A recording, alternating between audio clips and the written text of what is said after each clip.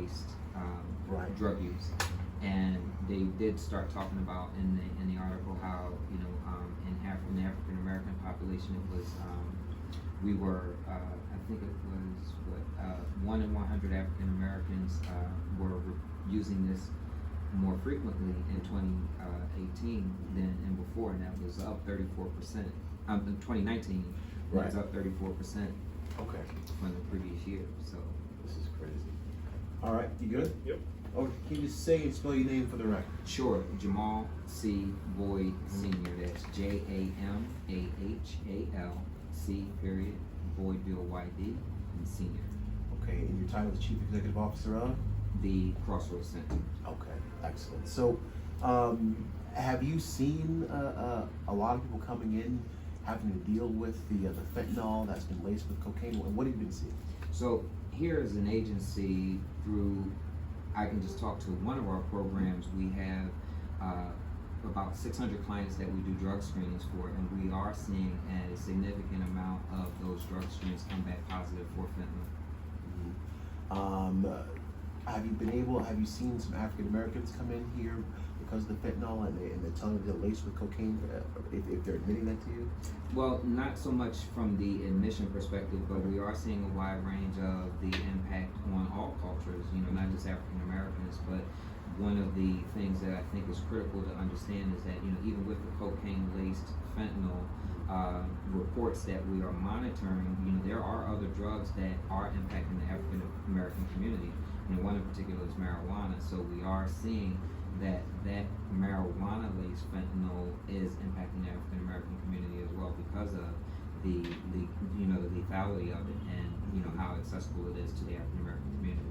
Okay, I didn't realize marijuana-laced fentanyl was an issue. That is an issue as well. Absolutely. You know, it's not just cocaine, but with the marijuana-laced fentanyl, you have the ability for that to be more lethal because of the potency of it and how addictive it can be, and the frequency in which it may be used more than cocaine, and pricing and accessibility are all factored into that. So how are you treating these folks?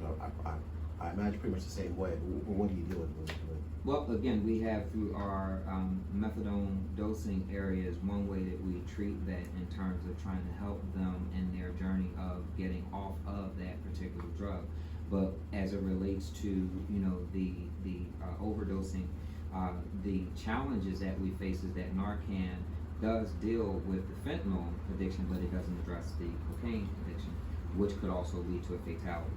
So, you know, we are providing all of the standard responses to the addiction, but again, we're still fighting against some of those challenges with trying to identify other methodologies to address what we know could be fatal. And the ultimate goal is to not have people using at all, because they don't know that one use could be the fatal use because of how potent it is. I was talking to some people, and they were saying that, for example, a lot of especially African Americans are unaware that this stuff is laced with it, and they're just using it like they would normally, especially older African Americans. Yes, you know, and the causation of that is that it's more accessible. It is it's an easily accessed, or it's not the drug of you know, the high affluent population anymore. So because it's more accessible to a larger population of people are able to get access to it, not knowing the impact of, even like I said, that one use that might be fatal. And because of that, the addictive nature of it, or how the high potency causes you to become more addicted, it can pose that challenge to people who are unaware or using it thinking it's recreational when it's not. I don't know if you know this or not, but I'll just ask, do a lot of, like, for example, African Americans understand that maybe if they know someone or they themselves are using these types of drugs to get a hold of Narcan? I would think that a lot of people think it's more of a white person thing, if you will. Right, and I don't think that the education is there, which is, you know, one of our focuses at the Crossroads Center is that we take a two-pronged approach to dealing with this crisis, because in my estimation it's a crisis, but really preparing the community with the tools and resources like Narcan when you have an issue that needs immediate attention. No one wants to read a pamphlet when you're in the middle of an overdose crisis and you need to use these agents to help a client or somebody in need. But at the same token, we do need to educate, provide resources and training to our staff, to the community at large.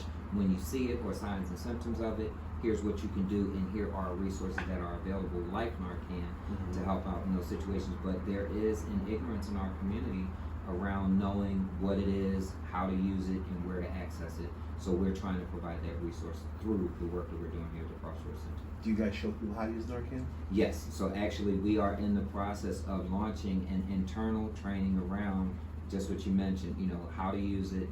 We have stock on site that we are going to prepare and equip our team members with, but also through some of our outreach work that we are doing in the agency, we are going to perpetuate that outside our four walls and take that into the community to do the same thing at churches, at local centers, at where our partnering stakeholder agencies are. We're looking to do a lot of that work. Okay. Anything you want to add that I missed? No, I just, I think the important thing and the emphasis around not just making it a cultural crisis, even though it does impact the African American community in ways that it does not impact other communities. I think that we need to make sure that, our goal is that anyone who is out there and, are using cocaine, laced fentanyl at their first instance or first try, it could be fatal. We want to emphasize that message that, the best thing is to not do it at all.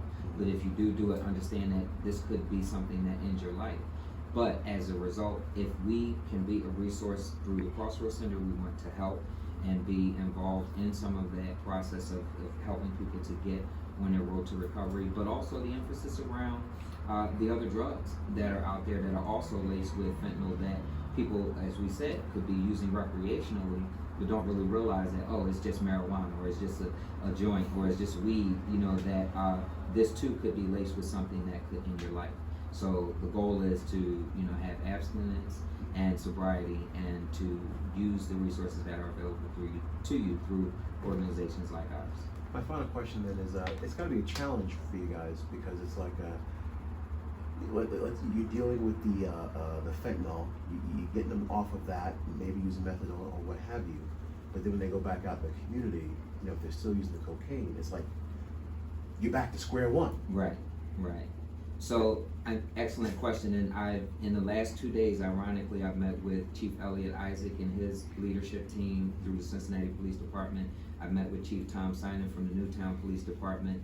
And one of the things that we're talking about collectively is how do we create a holistic system that allows for those individuals that you just talked about who are leaving our care to have or go into an environment where they can be successful and not relapse in their recovery process.